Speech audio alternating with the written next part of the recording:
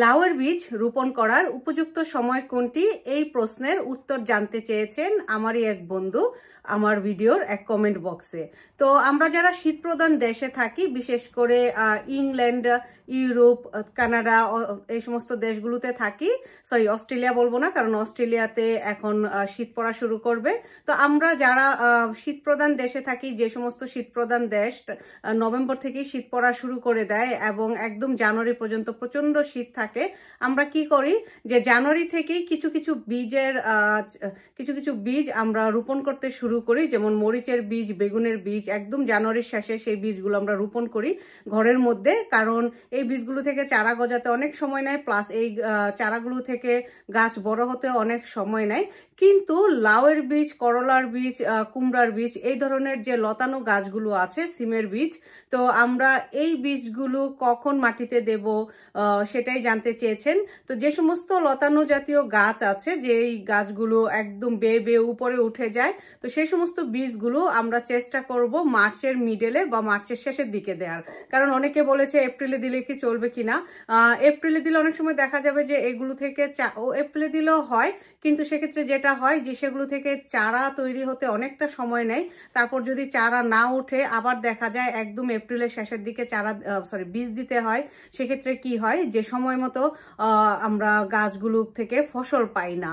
তো মার্চের মিডল থেকে শুরু করে একদম শেষ অবধি আপনারা লতানো জাতীয় যে সমস্ত বীজ আছে, আপনার ঘরে যদি পর্যাপ্ত পরিমাণে জায়গা থেকে থাকে, কারণ আমরা জানি বীজ থেকে চারা তৈরি হওয়ার পর 2 মাস আমাদেরকে ঘরে রাখতে হয়, মানে এপ্রিল মে, এই 2 মাস আমাদেরকে ঘরে রাখতে হয়। ঘরে রেখে এদেরকে বড় করতে হয়, লালন পালন করতে হয়, তারপর আমাদেরকে বাইরে দিতে হয়। তো আমি বলবো এই লতানো জাতের যে বীজগুলো, সেগুলোর উপযুক্ত সময় হচ্ছে একদম মার্চের মিডল থেকে মার্চের শেষ পর্যন্ত।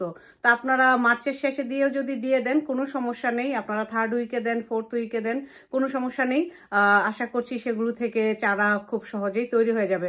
তবে হ্যাঁ, সেই বীজগুলো আপনারা রোপণের আগে প্লিজ চেষ্টা করবেন, যেমন লাউয়ের বীজ, তারপরে চিচিঙ্গার বীজ, করলার বীজ, এই বীজগুলোর যে উপরের যে আবরণটা মানে খোসাটা, সেটা অনেক অনেক শক্ত থাকে। তো সেক্ষেত্রে আপনারা চেষ্টা করবেন 8 থেকে 9 ঘন্টা 10 ঘন্টা পানিতে ভিজিয়ে রেখে তারপরে রোপণ করার।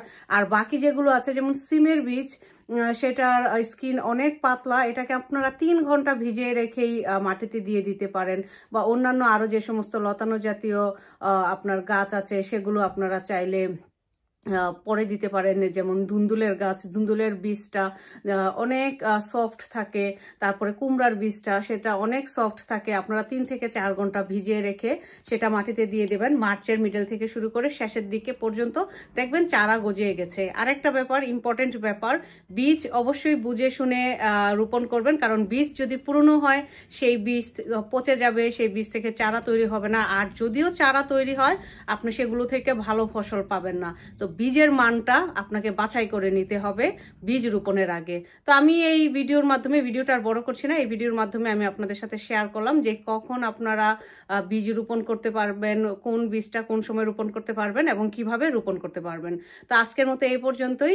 যদি আপনাদের আরো কোনো প্রশ্ন থেকে থাকে, প্লিজ প্লিজ প্লিজ আমি রিকোয়েস্ট করব আমার ভিডিওর কমেন্ট বক্সে আপনারা কোশ্চেন করেন, আমি এরকম ভিডিও করে অ্যান্সার দেব। আপনাদের কমেন্টের নিচেও আমি অ্যান্সার দেব, প্লাস এরকম ভিডিও করেও অ্যান্সার দেব, যাতে আর বাকি যারা আছে তারা অনেকটা উপকৃত হয়। তো আজকের মতো এই পর্যন্তই। সবাই ভালো থাকবেন, সুস্থ থাকবেন, বেশি করে বাগান করবেন, বেশি করে পানি খাবেন। ধন্যবাদ।